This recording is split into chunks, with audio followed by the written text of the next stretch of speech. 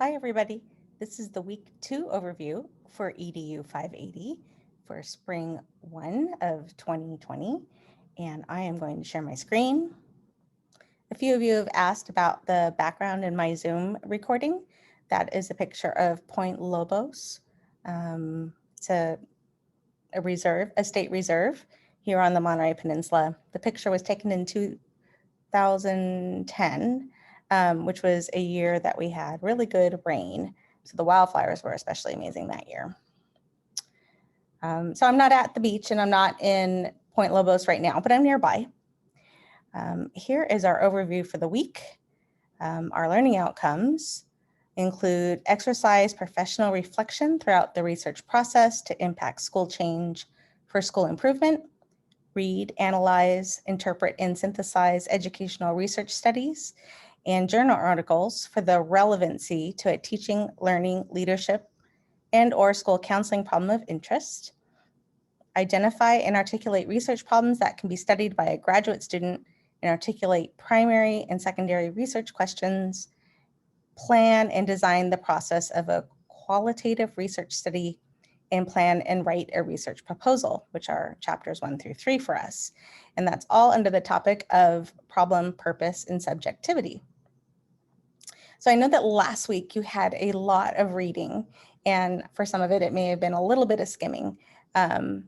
This week, you have some more, and that includes chapters 6 and 7 of the Reflective Practice Guide, and chapters 3 to 4 of Writing the Literature Review. And then just a note that you should start pulling journal articles for your chapter 2, and I am going to post something about the library here momentarily. And then this week for discussion, just one thread. And you're going to be talking about problem, purpose, and subjectivity statements. And this week is really the beginning of your first chapter. So this prompt will assist you in getting your initial thoughts down and give and receive feedback from your peers, instructor to get you started.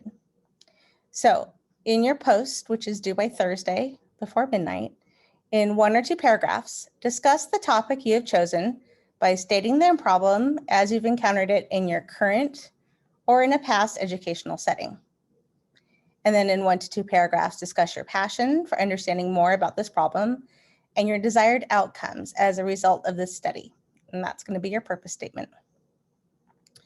And then 1 to 2 paragraphs reflect about your experience with your topic and reveal your assumptions and biases in regard to the topic. So specifically say, how might your assumptions influence the results of your study?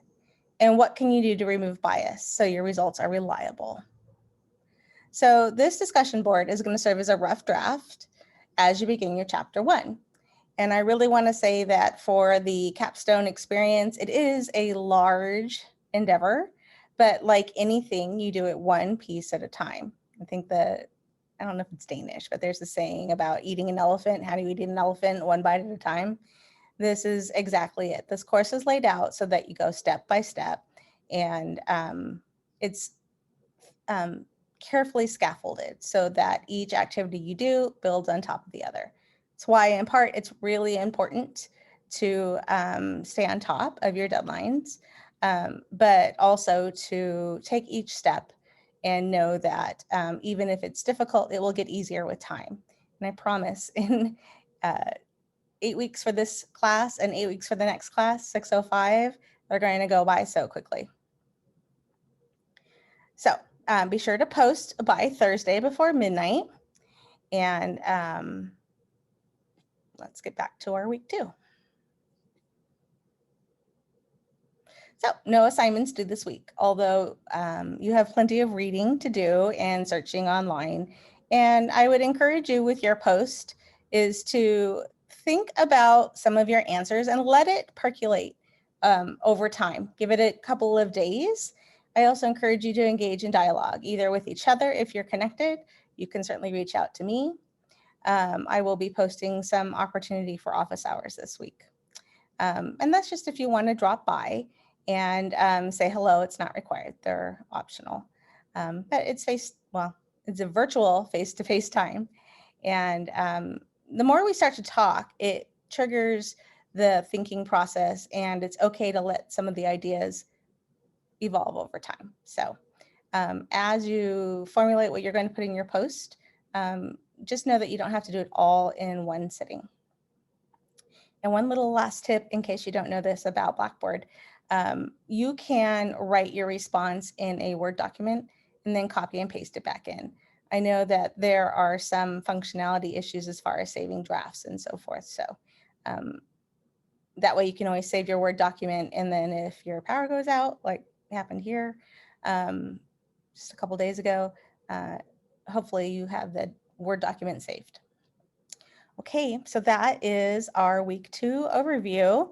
Looking forward to seeing you in the office hours. Those will be posted by the end of today, Sunday. Today is the 16th of January. So have a great week.